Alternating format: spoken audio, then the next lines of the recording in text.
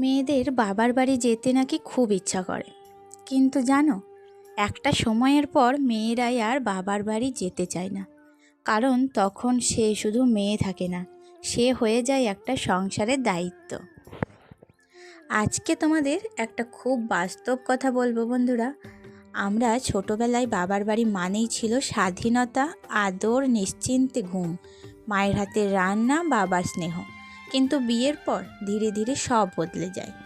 শুরুতে হয়তো সুযোগ পেলেই বাবার বাড়ি যেতে ইচ্ছা করে, কিন্তু একটা সময় আসে যখন মেয়েরাই ভাবে, না থাক, সংসারের কাজ আছে, বাচ্চা আছে, দায়িত্ব আছে।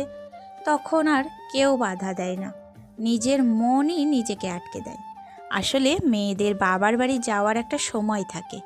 যতদিন বাবা মা আছে ততদিনই সেই বাড়িটা সত্যি বাবার বাড়ি থাকে। তারপর বাড়িটা থাকে, কিন্তু আগের মতো আর লাগে না। তাই আমি মনে করি মেয়েদের কখনো বাবার বাড়ি যেতে বাধা দেওয়া উচিত না, কারণ একদিন এমনিতেই সে কম যেতে শুরু করবে। আজ আমি যদি বাবার বাড়ি যাই, মা হয়তো বলবে আরও দুদিন থেকে যা, কিন্তু আমি জানি আমারও একটা সংসার আছে যেখানে আমাকে দরকার। মেয়েরা কখন যে নিজের ইচ্ছাগুলোকে চুপ করিয়ে দায়িত্বকে বড় করে ফেলে সেটা হয়তো কেউই বুঝতে পারে না। তাই এতদিন মা বাবা আছে ততদিন বাবার বাড়িটা উপভোগ করে নাও, কারণ সময় আর সম্পর্ক দুটোই অপেক্ষা করে না। তোমরা কি এখনও বাবার বাড়ি গেলে আগের মতো লাগে? আমাকে কমেন্টে জানিও। গত দুদিন তোমাদের সাথে আমি কোনো রকম ভিডিও শেয়ার করতে পারিনি। কারণ কি বলো, আমার শরীরটা না খুব একটা ভালো ছিল না, তার সাথে ভালো ছিল না আমার মন। কারণ আমি ঠিক করেছি কয়েকটা দিন যাব বাবার বাড়িতে। কি বলো তো, শ্বশুর বাড়িতে এমনই একটা পরিস্থিতি যে জায়গা আমি ছোট থেকে বড় হয়েছি, সেখানে মানুষ হয়েছি, আজকে সেই জায়গায় যেতে হলে আমাকে কিন্তু বিভিন্ন রকম মানুষের পারমিশন নিয়ে তারপর কিন্তু বেরোতে হয়। সেখানে যদি এক্সট্রা একদিন থাকবো তাহলেও কিন্তু অনেকের পারমিশন নিতে হয়, অনেকের অনুমতি নিতে হয়। তো তারা যদি বাধা দেয় তাহলে কিন্তু আমার থাকা হবে না। তো এই রকম পরিস্থিতি, তো সেই কারণেই মনটা কিন্তু ভালো ছিল না জানো। তো যাই হোক, আমি দেখো এখন তো সংসারের কাজ করতে শুরু করেছি। কালকে আমার বাবার বাড়ি যাওয়ার ডেট আছে। তো আজকে তো সমস্ত কাজগুলো গুছিয়ে রাখবো। সংসারে টুকিটাকি বেশ কিছু কাজ যদি গুছিয়ে রেখে যাওয়া যায় তাহলে কিন্তু এসে অতটাও অসুবিধা হয় না।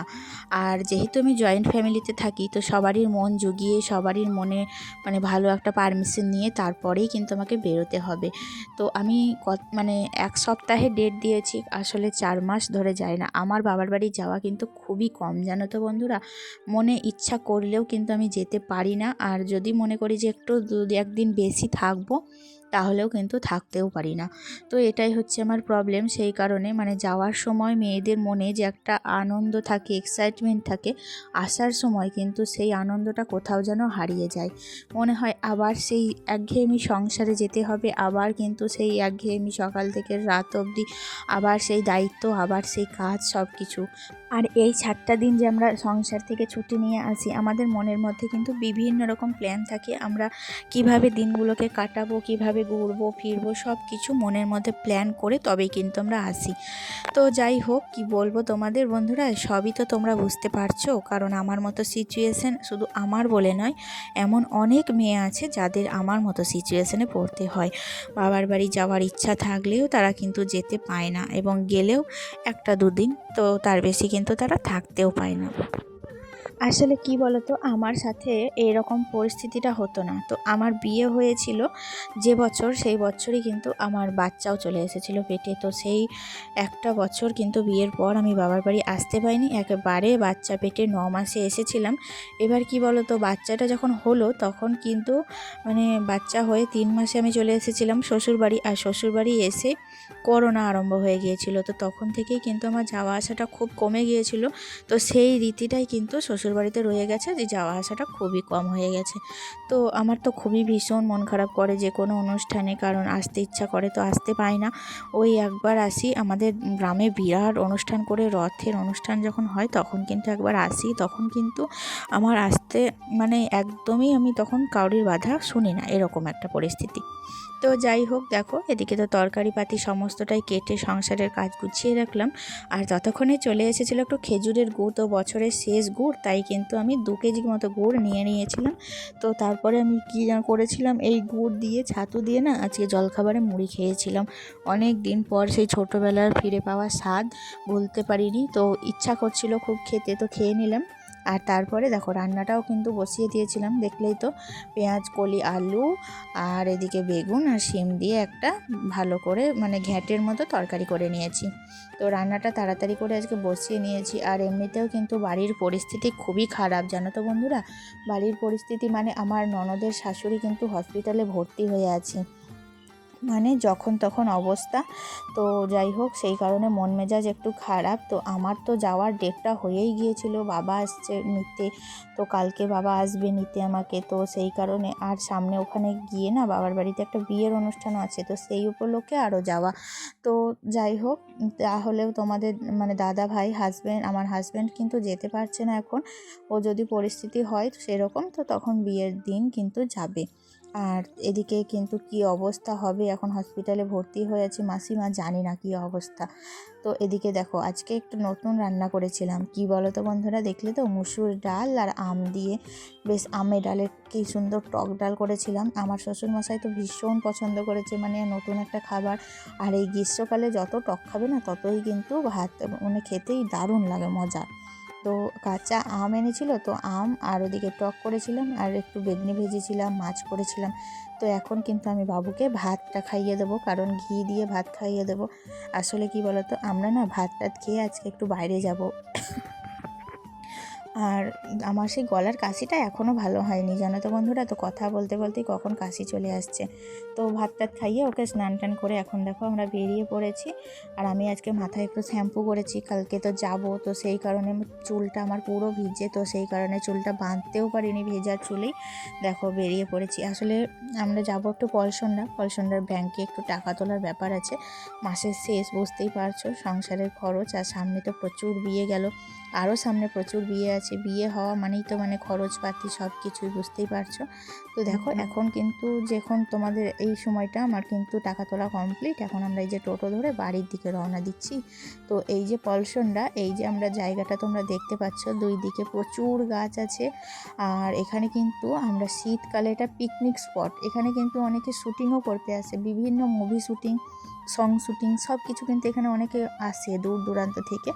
তো আমাদের কি বলতো, ওই যে সেই একটা মুভি হয়েছিল না, যে বোঝে না সে বোঝে না মুভিটা, তো ওই মুভিটার কিন্তু এইখানেই শ্যুটিং হয়েছিল। যে অ্যাক্সিডেন্টটা হয়েছিল, বাসের ইনসিডেন্ট, তো ওই শ্যুটিংটা কিন্তু এই জায়গাটায়, এই স্পটেই হয়েছিল। তো তাই ভাবলাম যে দুধারের এই সুন্দর একটা দৃশ্য তোমাদের সাথে শেয়ার করি। আর তারপরে দেখো বাড়ি চলে এসেছিলাম, তখন কিন্তু 3:30 বাজে। আমরা কিন্তু ভাত খাইনি, জানো তো বন্ধুরা। তো আমরা কিন্তু এসে ভাত টাত খাওয়া দাওয়া করে তারপর আবার ছেলেকে নিয়ে টিউশন গিয়েছিলাম। তো টিউশন থেকে এসে এখন দেখো রাত্রের একটু রুটি করছি, কারণ ওই যে সকালবেলায় নিয়েছিলাম খেজুরের গুড়, আর শাশুড়ি মা বললো যে আমি তো সারাদিন ভাত খাইনি, তো একটু রুটি করে দে, কাল তো আবার চলে যাবি, তারপর তো আর কেউ রুটি করে দেওয়ার নেই। তো সেই কারণে আমি দেখলাম যে যখন খেতেই চেয়েছে তখন চাক একটু অল্প করে আমি 10টা মতো রুটি করে নিয়েছি, আর তার সাথে করেছিলাম আগেই একটু আলু চচ্চড়ি করে নিয়েছিলাম।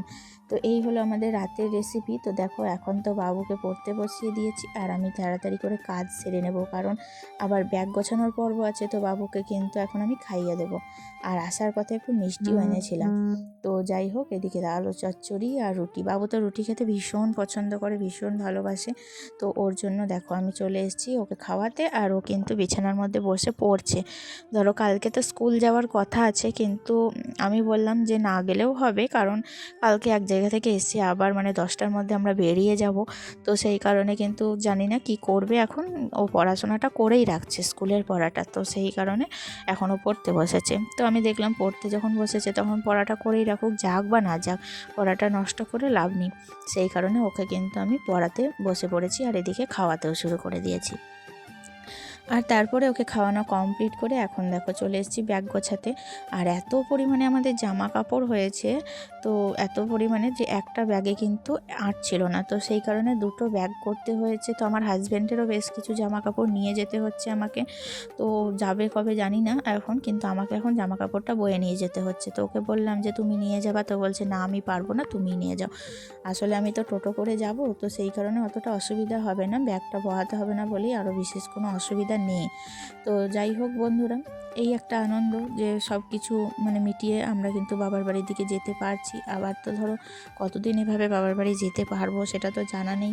তো যতদিন যাওয়া যায় ততদিন কিন্তু এভাবেই যাব, কেউ আমাকে বাধা দিতে পারবে না, আর কেউ বাধা দিলে আমি কিন্তু শুনবও না।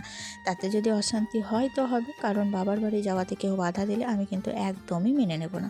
মানে সেখানে ছোট থেকে বড় হওয়া, সেখানে একটা স্বাধীনতা, কেন আমরা সেখানে যেতে পারবো না? তো তাদেরও তো মেয়ে আছে, তো তারাও তো মানে বোঝা উচিত যে আমাদের মেয়েরা যেমন আমাদের কাছে আসছে, তাদেরকে বলতে হচ্ছে যে আরও দুদিন থেকে যা, তারাও তো থেকে যাচ্ছে। তো সেই রকমই আমরাও তো কারোর মেয়ে, আমাদেরও তো থাকা উচিত, তাই না বন্ধুরা? তো যাই হোক বন্ধুরা, আমার ভিডিওটি এখন তোমাদের কেমন লাগলো কমেন্ট করে জানিও। আজকে আর ভিডিওটি বেশি বড় করলাম না, সারাদিন অনেক খাটাখাটনি গেছে, এখন একটু রেস্ট নেব। চলো তাহলে আজকে আসি, দেখা হচ্ছে নেক্সট ব্লগে, টাটা।